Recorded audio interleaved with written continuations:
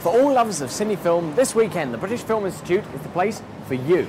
They're going to be releasing previously unseen amateur footage taken in the 1930s displaying life in London. And with free entry, it's an event not to be missed. Good evening. On tonight's programme, we'll be talking to Brad Pitt about the opportunities he's offering film students in Southall, which may include the chance to work with him on his next film to be made in this country. But first, one of the biggest Roman sites south of the Thames, in the form of a bathhouse, has been unearthed in Borough, and I popped in to have a look. Since the Great Fire in 1666, it seems as though London has been in a permanent state of rebuilding. It seems as though as one project ends, another begins. This has brought about a large amount of architectural diversity.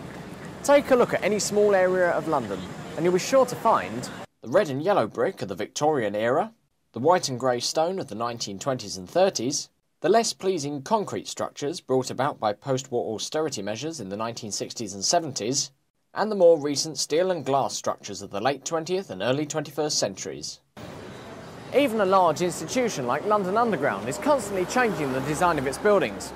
For example, the station here at Goodge Street was built in the early 20th century, but just a short distance away at Tottenham Court Road, a brand new station is being developed.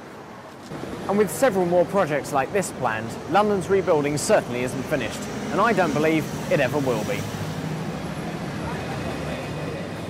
The Thameslink programme was developed to help more trains pass through central London and to take some of the strain off of London Underground.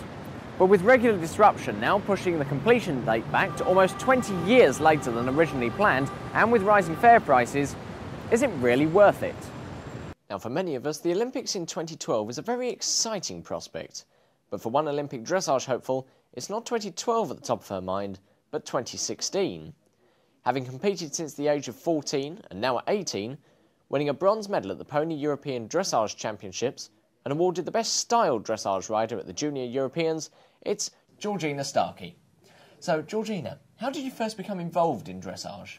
Well, I'd always been very passionate about horses from a young age, and I got given the opportunity to take up riding lessons. Okay, well, thank you very much for talking to us, Georgina. And if you would like to see the highlights of Georgina's next competition, make sure that you tune in to BBC Two at 6 o'clock on Saturday night.